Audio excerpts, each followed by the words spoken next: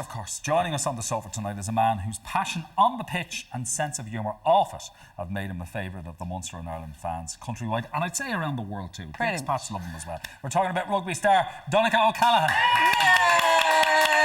Thank you. How are you doing? I'm very good, very good. Welcome. This is your first time on the show, isn't it? Yeah, it is. Yeah, You've been dodging us for 2 years. Yeah, so rude. I've been here for Ireland AM. I'm usually a bit of an early bird as opposed to this. It's kind of bedtime for me, but okay. No, we're in off-season, so it's okay. Good. Listen, before we get into the rugby, you're involved with UNICEF. Yeah. And is it emergency lessons That's at the it. moment? That's exactly it. I'm a Goodwill Ambassador with UNICEF Ireland, and the big campaign at the moment is emergency lessons. It's just highlighting the importance of education in crisis situations. So as we hear in countries now, things like schools and hospitals are actually being targeted.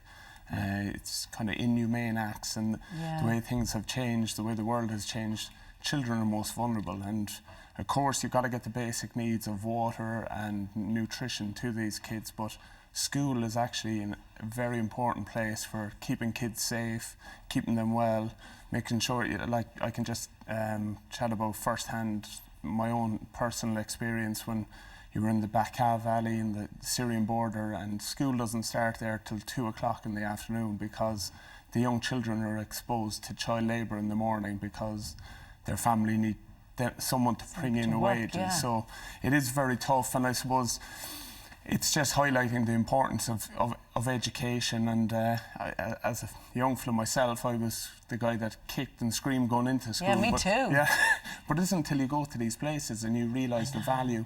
Like, you see young kids in Zimbabwe travelling to South Africa to get education. It's, you know, the level they'll go to get an education, whereas I was down in Cork floating around the place, hanging around the back sheds, you know. So it's, but UNICEF do incredible work. Yes, they do. It's, when you get involved and see what actually goes on in the field, you'd be proud of what the Irish people do out there. Yeah. Okay. Well, education is a way out. Yeah, exactly. And it's a chance for the child to better themselves, but even school itself to keep themselves safe and in an environment that's right for every child. Okay. Well, we'll move on to the rugby for a sec, because you know you're the most capped Munster player. You wore the green of Ireland many, many times and wore it with pride, and of course people around the world know your name. I think we were just saying before we came to air, you're one of the very few Irish people that as soon as you say your first name, people know exactly who we're talking about. But that's because they don't understand it. The amount of time, every time you go away, they're like, how do you say your name? And when you explain it's an Irish name for Dennis, straight away they're like, oh, I'll call you Dennis. Why didn't your mum call you Dennis? And I'm there, I wish she called me Dennis. But no, it works. It really works. Anyway, despite all you've achieved, it's this one game and this one moment that will haunt you forever. Lucy, there we are. I know where it's going. This is my screensaver. That is what we're talking about, my friend. I could leave you borrow those pants to match that dress.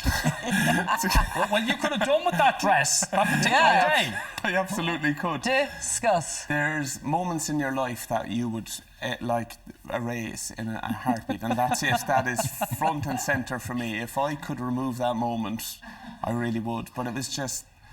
what happened? Were your shorts too tight? No. My shorts ripped in the game, and all my teammates, you know the way everyone says, oh, your teammates will go through a wall for you? They won't. They'll leave you in your dodgy jocks. In your scanties. Exactly. In your G-string. But I had played with Ronan O'Gara. I remember one time in Claremont, and his ear, he had to get something like 24 stitches on his ear, gets it taped up and comes back on the pitch. I played with Paul O'Connell, who has a tooth knocked out, and he throws it to the dock and gives a keep that safe. And what was I to do when I ripped my shorts? Kind of give it that, sorry lads, I'm off. You know, they're the same coloured jocks that the lads wore in the full Monty. You do know that? Yeah, exactly, but they knew what they were at. So I'd say your teammates were pretty impressed / shocked. No, they weren't. They weren't. It's one of those things that everyone just pretended like it didn't happen, and still do. But everybody was just looking at you at eye level. Yeah, exactly. Except Peter Stringer, because that's not possible. Well, they were his underpants, I'd say. They were that tight. Listen, of all the things you've achieved, you'd say yourself one of the highlights for you on an international scale was the Ireland-England game at Croke Park. but your grandmother called you during the week with a pep talk. Yeah, 100%. I think we all know how big that moment was in Irish history. It was just the English team coming to Croke Park for the very first time. It was beyond a game, and all week, to be fair to Brian O'Driscoll, he didn't make a big thing of it. It's just another game. Let's just go out there and play. But everyone knew it was way more than that. It was a kind of historical moment, and we were the lads put out to, you know, losing that game would have been unthinkable. Pressure. Yeah, and it really was. It was horrible. From the Tuesday on, you just wanted to get the result and get to the other side. But my gran is, well, she passed away 5 years ago, but she's hurling and football mad, typical Cork supporter. It's Cork GA first, and in her eyes, I never really made it because I was no good at hurling and no good at football. So I found another sport like rugby because that's all he's good at, pushing and pulling, and he's no skill to play hurling. But you could be playing a huge European Cup game and you'd be chatting to my nan and she'd have a game at the weekend and she'd say no, I'd say yeah we do, we're playing Toulouse in a European Cup final, and she'd say oh geez, best of luck with that. She wouldn't have any appreciation for the size of the game. But if Cork hurling were playing, the bunting was outside the front of the house and stuff like that. But she rang me that Tuesday and just left me in no doubt that she couldn't go to bingo in Blackrock next Tuesday night if Ireland lost to England. And I'm in big trouble if that was happening. And so it was. But she must have been so proud then when you guys won. Well, and relieved. Yeah, for once she was kind of glad of me doing something in rugby that didn't affect her bingo nights. Oh, brilliant, brilliant. Well, she wouldn't have been able to raise her face. Yes, exactly, and she was dead right.